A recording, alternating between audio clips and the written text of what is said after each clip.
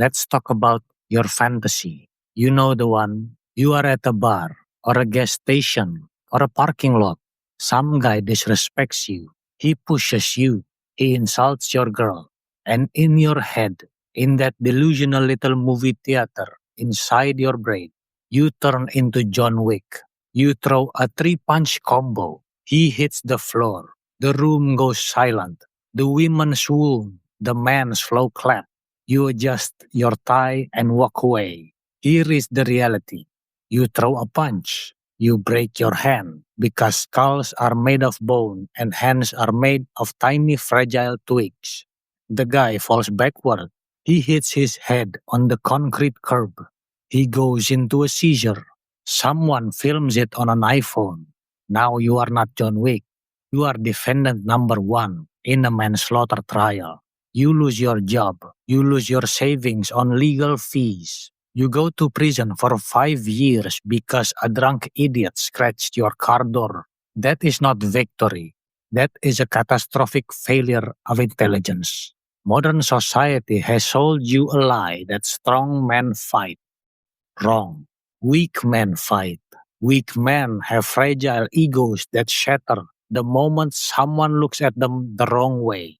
Strong men, dangerous men, they de-escalate, they ghost, they disappear. They use a technique called the gray rock method. Today, I'm going to teach you how to win a fight by destroying your opponent's mind without ever raising your fists. This is Edge of Readiness. To defeat an enemy, you have to understand his biology. Why does that guy at the bar want to fight you? Why is that guy in traffic screaming at you through his window? You think it's because you cut him off. You think it's because you bumped his shoulder. No, it is because he is an addict and his drug of choice is reaction. Most aggressors, whether they are drunk idiots, narcissists, or just angry losers, are basically energy vampires. Their internal world is miserable. They hate themselves. They hate their lives. They are bored, lonely, and insignificant. They are desperate to feel something, anything. And the easiest way to feel powerful is to make you feel scared or to make you feel angry. When he screams at you, he is fishing. He is casting a lure. If you scream back, you bit the hook. You just gave him exactly what he wanted. You validated his existence. You told him, yes, you matter enough to ruin my day. You just handed him the remote control to your emotional state. You are now his puppet. The moment you get angry, your IQ drops 20 points. Your adrenaline spikes. You lose your peripheral vision. You are now operating on the same low level as him. You have dragged yourself down into the mud to wrestle a pig, and the pig likes it. We need to starve the pig. So, what is the gray rock method? It is a psychological defense strategy used to deal with narcissists, sociopaths, and emotional stalkers. But it works perfectly for street confrontations. The concept is simple. Be as boring as a gray rock. A gray rock is uninteresting. It offers no stimulation. You don't kick a gray rock.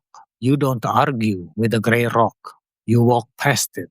When someone tries to provoke you, you do not engage. You do not explain. You do not defend. You become an emotional void. Let's look at a scenario.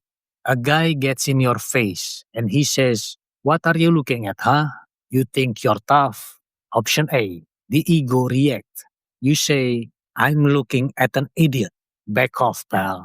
The result, escalation, fight, police, jail. Or option B, the gray rock.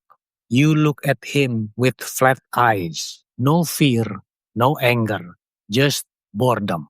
You say, "Nothing, man. Have a good night." And you turn back to your phone or you keep walking. You give him zero energy. You starve him. This is not cowardice. Cowardice is running away because you are scared. Grey Rock is standing your ground but refusing to play his game. It confuses the hell out of them. Their brain short circuits. They prepared for a fight. They prepared for an argument. They did not prepare for indifference. Usually, they will sputter for a few seconds, look confused, and then wander off to find an easier victim who will actually give them the dopamine hit they need. You win by not playing. Now, sometimes ignoring them isn't enough. Sometimes they are blocking your path. Sometimes they are too drunk to take a hint. This is where we switch to verbal judo. We use tactical empathy. This hurts the male ego to hear, but listen to me. You can apologize even if you are right. Let's say you are walking down the street. A guy bumps into you. It was his fault. He stops. He puffs his chest out.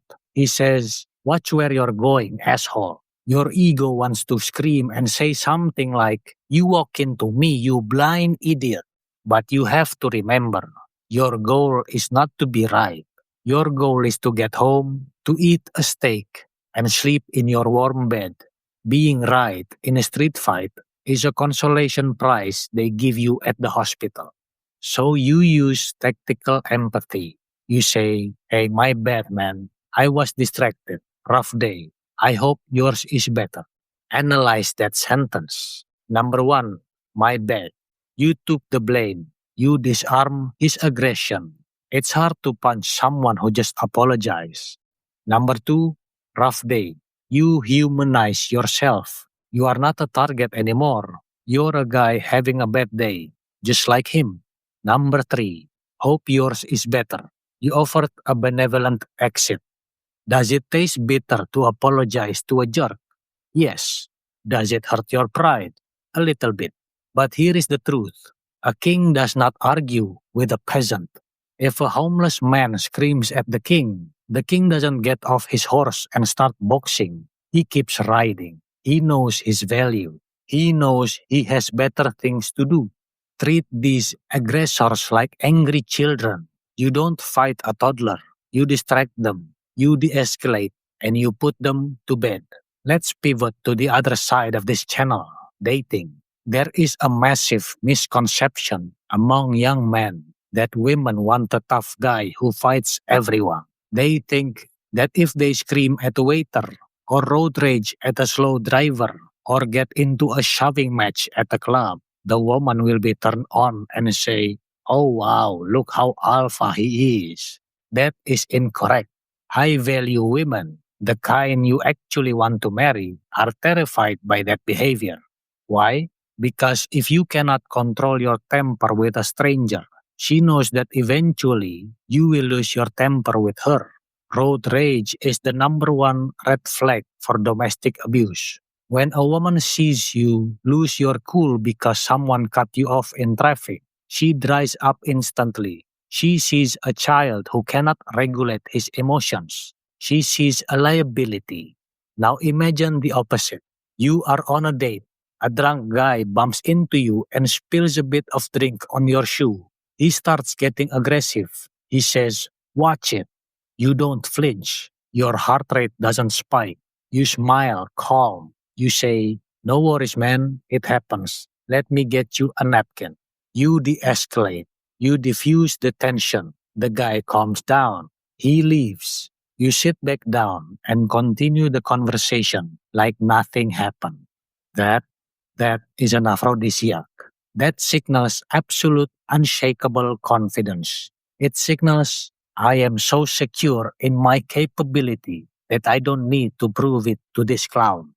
Women want a dangerous man who is civilized. If you are only civilized because you are harmless, you are not virtuous. You're just weak. But if you are dangerous, if you could hurt him, but you choose peace, that is mastery. That is attractive. Finally, we need to do some surgery on your ego. Why do you feel the need to fight? Why does it burn you up inside when someone disrespects you? It's because you are insecure.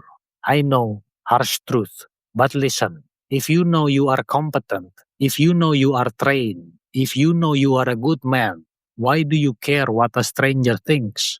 If a toddler walked up to you and called you a poopy head, would you get angry? Would you challenge him to a duel? No, You would laugh because his opinion holds zero weight. You need to view aggressive strangers the same way. Their disrespect is not about you. It is a projection of their own misery. They are screaming at the world because they failed.